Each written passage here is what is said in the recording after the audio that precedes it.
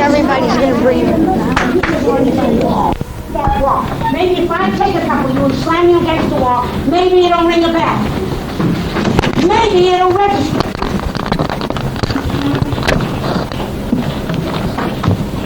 You stand up against those pictures. I'm sick and tired of telling you that when you come down this hall, you stand against that wall out there. You do not try this doorway. And you let me, of any teacher in this building, whether it's a nun or a lay teacher, telling me that you disobey. You let me see four eighth graders bring you up here. And you will stay for 2 solid hours walking up and down like morons until you learn to obey. I am sick and tired of the complaints of this classroom. Will you go home and tell your mother to teach you some manners? Will you tell her I said to teach you how to obey? I am not to teach that. That's something your mother should have taught you that when the only ones you obey is those who you want to obey. You just let me hear one more complaint about that outside, about you coming into the building and you say goodbye to outside for the rest of this year. For the last 8 weeks of school, you will stay in here smothering hot in the afternoon. And you think I won't do it? Try me. I've had it with you people. You come in this building in the afternoon like a bunch of slobs. That's a perfect word for you. I don't like the word, but that fits you. You go down in that gym on Tuesday, I am ashamed. Go down to the cafeteria, you're like a bunch of vultures. May I know when you were ever taught any manners? And I don't intend to tell a 5th grade classroom this any longer. If you just feel me grabbing you and knocking you against that wall, don't you blame me. Because I've had it with you. I've told you every time you come to this room to stand against this wall out here in 2 straight lines. And invariably, you come here and stand right in the front of the door. Yesterday, it's a shame. 4 8th graders to bring these slobs up here and they didn't obey. Now, we want the building to come down so we have no school tomorrow. Would be good if the building came down and you landed in the cemetery. That would be good. You won't have any more school. Fine. Look at those poor people. Look at that girl that went to save her brother, lost her life. And our slobs. And then we raged. All I can say is the good Lord takes the good people and leaves the devils here. That's what I say. Because if I really had fear, I would have gone home. If I really had love of life of others, I'd have gone home. No, ours wander around the streets. They tempt the Lord. If school means so much for you, that bad, but now you ask God to take you to heaven. But I don't think He wants you up there. Lucifer would be the best place for you. If that's how much cost. If danger doesn't mean it, you'd rather have danger. That's what we have. That's what kind of creeps we're working with. Not Christians. Not Christians. We don't work with Christians. I am thoroughly convinced that you are not Christians even. You're not even human beings. An animal knows better to get out. We get these things around here. Outside of those children that go and help Mr. Neal, I don't want to see one of you around this building after school. Pounding on the doors. If I come down here, if I go down like I did last night, I'll just grab you by the hair and throw you right over to Monsignor's place. Tell him I refuse to take you back in school. You're not supposed to be going around here ringing the doorbell. That doorbell's only to be rung in emergency. I have to make a phone call. There's a lot of stores down here that have telephones. Why do you have to come to the school to make a telephone call? There's a lot of buildings down here. There's a lot of stores. They have a payphone in it. Why must you come back here? Supposing Phil was in there, we have to come down 4 flights to let you in to make a phone call. Well, you'd get the tip of my shoe when I got down there, too. You tell me. You people are so unconsiderate.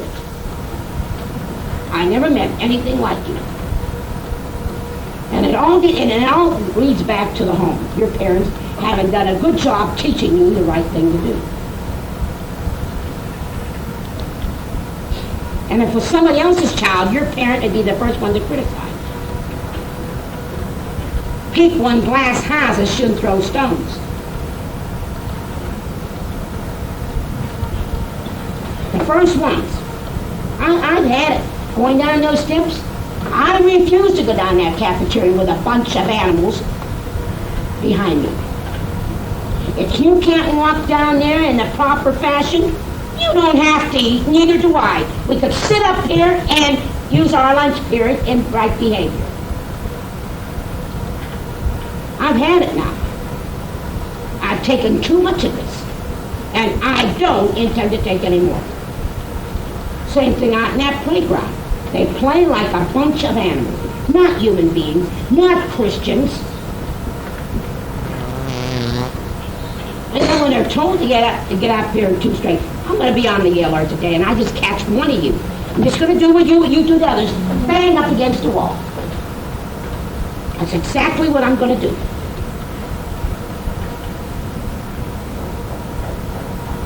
You people need a course in etiquette. I think your parents should sit down at night and teach you some good manners. That should come from the home. Because if you're taught in the home properly, you will use that out in company. I don't see where the school has to do everything.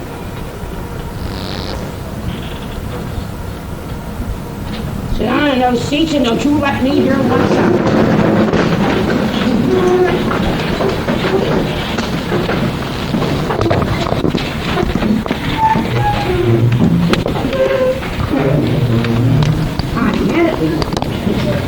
I'm not going to have this business every day. You know, I think that's what we being told 1, 2, 3, or 4 times. I think a normal individual would know what to do. But I had come to the conclusion that you aren't even normal.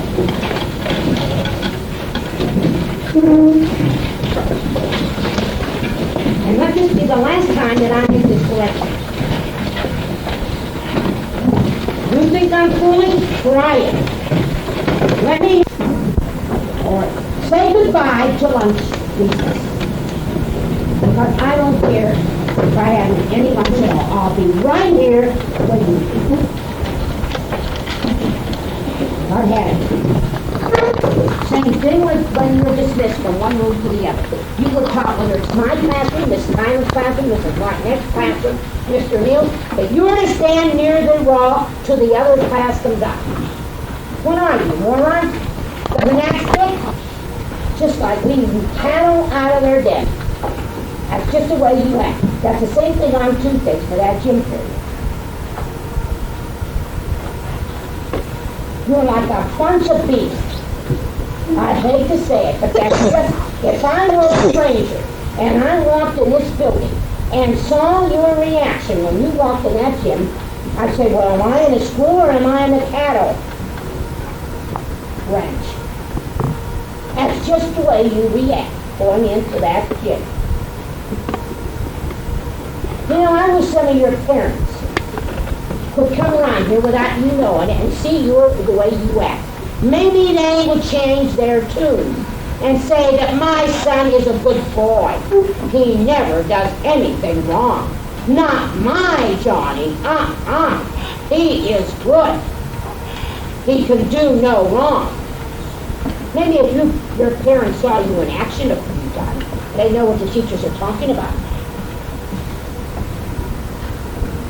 You're a reflection on your family. And believe me, I don't have a very good conception of them, according to the way you people are acting. I'll tell you that right now.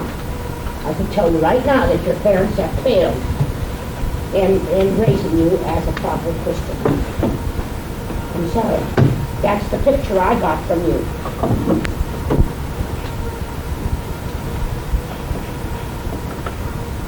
And your parents would be the first one to criticize if they fell from that. And yet they don't know that your own children are doing it. You know, you can take so much of this. We're not machines.